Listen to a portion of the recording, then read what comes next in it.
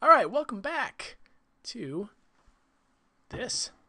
Okay, so in this video, what we're going to do is we're going to take a look at this unparent objects feature of the importer, just because it's really important that you know what's going on. So what I'm going to do is I'm going to reset this file and say, do you want to save it? I don't.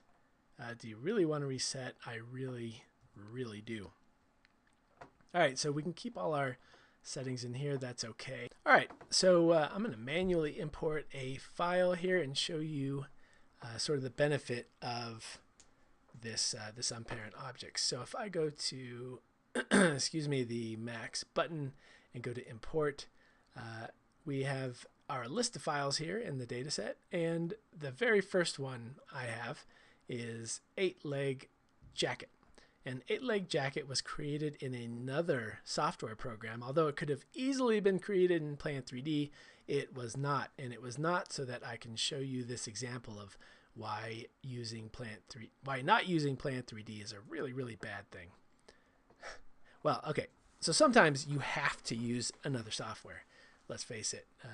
And that's what's so cool about 3D Max, is that it's very flexible in the formats that it takes and how you can sort of get here from there.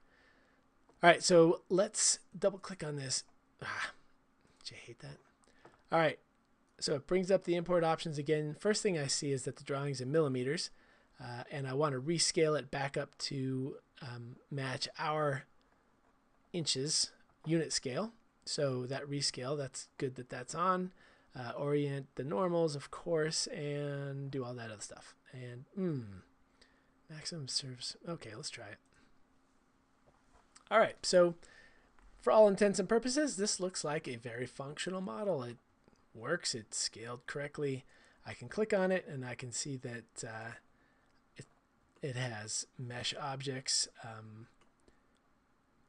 that I can move around. So this looks like a very innocent file when in fact it's a steely-eyed killer who wants to eat your face. And we have to remove the face-eating features. So we can do that, fortunately, but we have to do it with the old importer. So let me show you why. So if you come up here to say edit and select by and go to name, it brings up the select from scene dialog. You can also just press H and bring that up, and this happens all the time. It's kind of... Anyway, so if your display is not set to display children, then you won't see any problems, and your face is in danger. So make sure that you come over here and click on display children, go to a drop down, and you can see that we have these structural columns that are parented to some kind of an object. And if I double click on that object, it just selects like this nothing, this block style parent. And that is going to, that is really going to hurt us later. So what we want to do is we want to make sure that all of our objects don't have any parents. So to do that here, I'm going to select an object, any object, I don't know, let's go with that one. And I'm going to say, all right, object, I'm going to delink you from your parent with this unlink selection. Okay, so that worked, shockingly. Or did it? Or was it the parent? Okay, so let's try, I don't know, let's try a group. Oh, whoops. All right, why did that happen? Nobody has any idea, really. But something is definitely jacked.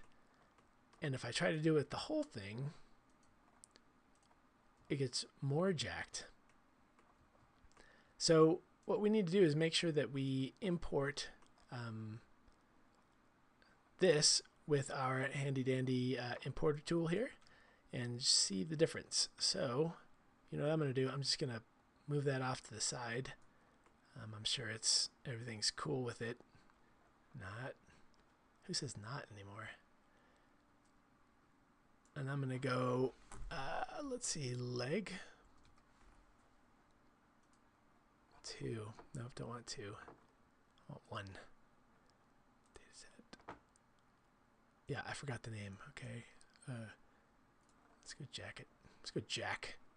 Yeah, let's go Jack. That's good. All right, that did it. So we're going to import. We're not going to save it as a max file. We're going to do all that other stuff, and we're going to unparent the objects. So let's do it.